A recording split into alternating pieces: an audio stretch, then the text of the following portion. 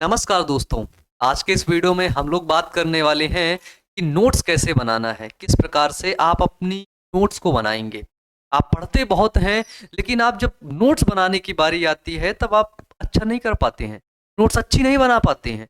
और मेन चीज़ होती है आपकी नोट्स, क्योंकि नोट्स से क्या होता है, रिवीजन होता है। ठीक है, क्योंकि जब आज आप पढ़ लिए, मान लीजिए 4-5 महीने बाद जब आप उसका रिवीजन करेंगे तो वीडियोस के फॉर्म में रिवीजन नहीं करेंगे, नोट्स के फॉर्म में रिवीजन। तो आपके पास एक अच्छी नोट्स होनी चाहिए। तो आज के इस वीडियो में हम लोग बताने वाले हैं कि जो आपके टॉपर्स होते हैं ना, जो टॉपर्स होते हैं ना, वो नोट्स कैसे बनाते हैं और नोट्स बनाने का बेहतरीन तरीका सबसे क्या होता है। ठीक है, तो नमस्कार, हमारा नाम बायो अमन है। आप सभी लोग हमें तो बेहतर तरीके से जानते ही होंगे, और वीडियो को अपने दोस्तों के पास ज़्यादा से ज़्यादा शेयर करिएगा। चलिए, सबसे बड़ी बात होती है कि टॉपर नोट्स कैसे बनाते हैं।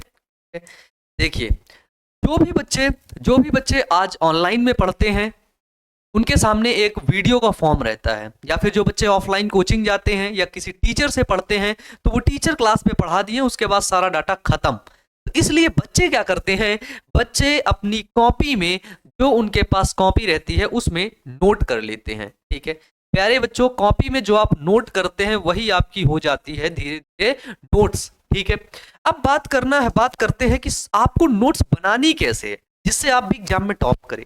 प्यारे बच्चों, जैसे हम बायोलॉजी पढ़ाते हैं, आप सभी लोग जानते हैं, जैसे हमने आपको चैप्टर 1 पढ़ाया। ठीक है, क्या पढ़ाया, हमने आपको चैप्टर 1 पढ़ाया।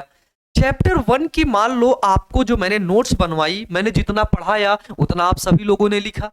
ठीक है, वो उसके पेज गिनते हैं, उसके पेज मान लो हैं 30 पेज की नोट्स है, 30 पेज की नोट्स। प्यारे बच्चों, जब आप रिवीजन करेंगे तो उस समय आप ये जो 30 पेज की नोट्स है ना, इसका पूरा रिवीजन नहीं कर पाएंगे। ठीक है, इसलिए आपको करना क्या होगा, इसकी प्यारे बच्चों एक शॉर्ट नोट बनानी है। ठीक है, शॉर्ट नोट बनानी है।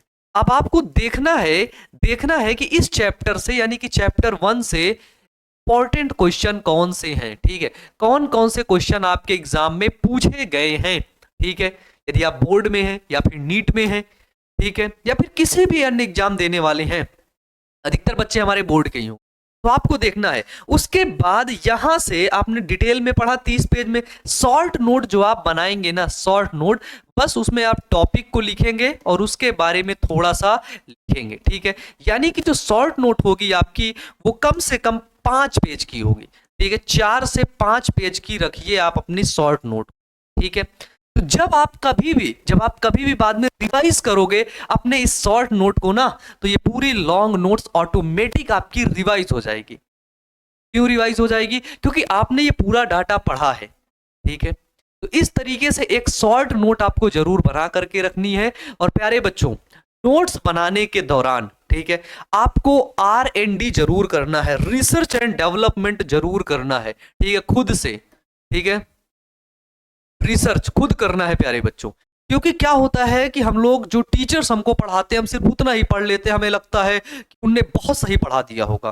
ठीक है, उनको बहुत नॉलेज होगा। प्यारे बच्चों, ऐसी बिल्कुल भी बात नहीं होती है। यदि आप किसी बेहतरीन फैकल्टी से पढ़ते हैं, ठीक है, बेहतरीन कोचिंग इंस्टीट्यूट में पढ़ते हैं, तो बात दूसरी है, अन्यथा उनको भी नॉलेज नहीं रहता कौन से क्वेश्चन बन जाए। ठीक है, इसलिए जो रिसर्च की आदत होती है, जो रिसर्च करना है, वो स्वयं आपको करना होगा। ठीक है, यदि आप खुद से रिसर्च नहीं करोगे, यदि आपके अंदर रिसर्च एंड डेवलपमेंट की क्वालिटी नहीं है, तो याद रखना बहुत पीछे जाओगे। ठीक है, क्योंकि जो लोग तुम्हें बता देंगे उसी पर भरोसा करोगे। टीचर बताएगा यहीं से क्वेश्चन पूछा जाएगा, आप उतना ही पढ़ोगे, उसके आगे पढ़ोगे ही नहीं। जब तुम उसके आगे पढ़ोगे ही नहीं, तो क्या होगा, फाइनली तुम्हारा स्कोर खराब होगा। ठीक है, इसलिए नोट्स बनाते समय हमेशा याद रखना कि तुमको रिसर्च जरूर करनी है। ठीक है, अदर बुक का सहारा लेना होगा। ठीक है, ज्यादा से ज्यादा, क्योंकि पढ़ना है जब हमें ना, जब हम पढ़ाई कर रहे होते हैं उस समय हमें ढेर सारी बुक्स को पढ़ना है, ढेर सारा रिवीजन करना है। ऐसा नहीं है कि बस हमने एक बुक को पढ़ा, रिवीजन कर लिया। ये तरीका आप लोग पहले आप जरूर अपनाइएगा, ये शॉर्ट नोट वाला। ठीक है, शॉर्ट नोट वाला, इंपॉर्टेंट क्वेश्चन को एनालिसिस करिए, देखिए कौन से क्वेश्चन पूछे जाते हैं। ठीक है, थोड़ा टाइम टेकिंग प्रोसेस है, लेकिन यही प्रोसेस है प्यारे बच्चों। ठीक है, और सबसे बड़ी बात याद रखिएगा, सबसे बड़ी बात याद रखिएगा, दूसरे की नोट्स मत पढ़ना। ठीक है, दूसरे की नोट्स से मत पढ़ना, याद नहीं होगा, मत पढ़ना कभी भी। कोई भी चीजें तुम्हें याद नहीं होगी। अगर तुम दूसरे की नोट से कभी भी पढ़ोगे ना, कभी भी तुम दूसरे की नोट से पढ़ करके तुम्हें ऐसा लगेगा कि मैं उस टॉपर की नोट्स ले लूंगा और उससे पढ़ूंगा तो मेरे बहुत अच्छे नंबर आ जाएंगे, बिल्कुल गलत सोच रहे हो, ऐसा कभी नहीं होगा। तुम जो खुद से नोट्स बनाओगे, जब उसका रिवीजन करोगे तो सारे कॉन्सेप्ट तुम्हारे दिमाग में याद हो जाएंगे, ठीक है। दूसरे की नोट्स पढ़ने से तुम टॉपर कभी जीवन में बन ही नहीं सकते, ठीक है। अगर ऐसा होता तो हर टॉपर की नोट्स करोड़ों में बिक रही होती और वो टॉपर की नोट्स पढ़ के ही लोग टॉपर बन जाते। लेकिन आपने क्या कभी सुना है कि टॉपर की नोट्स पढ़ के कोई टॉपर बना हो? नहीं बना, बन भी नहीं सकता, ठीक है। तो नोट्स आपको खुद की बनानी है, उसमें ढेर सारा रिसर्च करके, एनालिसिस करके, और उसके बाद फाइनल आपको नोट्स एक बनानी है। एक जो नोट्स बनानी है वो आपको शॉर्ट नोट के फॉर्म में बनाना होगा, ठीक है। लेकिन पढ़ना सब कुछ है। जैसे हम पढ़ाते हैं क्लास 12th की बायोलॉजी, क्लास 11 12th की बायोलॉजी, ठीक है। तो क्लास 11th और 12th के अंदर क्या करते हैं, नीट लेवल भी कवर अप करते हुए चलते हैं, एनसीईआरटी पढ़ाते हैं आप सभी लोगों, ठीक है। एनसीईआरटी से तो बेहतर से बेहतर डाटा, जितना डाटा हमारे पास अवेलेबल रहता है उससे ज्यादा आपको देने का प्रयास करते हैं, ठीक है।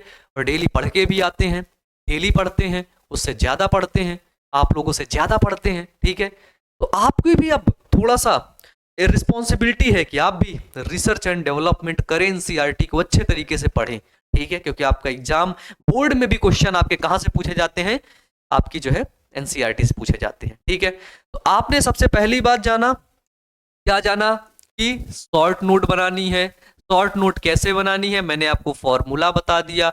दूसरा पॉइंट क्या है कि अदर थर्ड पर्सन की नोट्स से हमें नहीं पढ़ना है। थर्ड चीज क्या है कि रिसर्च करना है, ठीक है। रिसर्च के लिए आप बुक का सहारा ले सकते हो, रिसर्च के लिए आप गूगल का सहारा ले सकते हो, ठीक है। रिसर्च के लिए आप टीचर का सहारा ले सकते हो, ठीक है। यूट्यूब पर ऑनलाइन टीचर का सहारा ले सकते हो, ठीक है।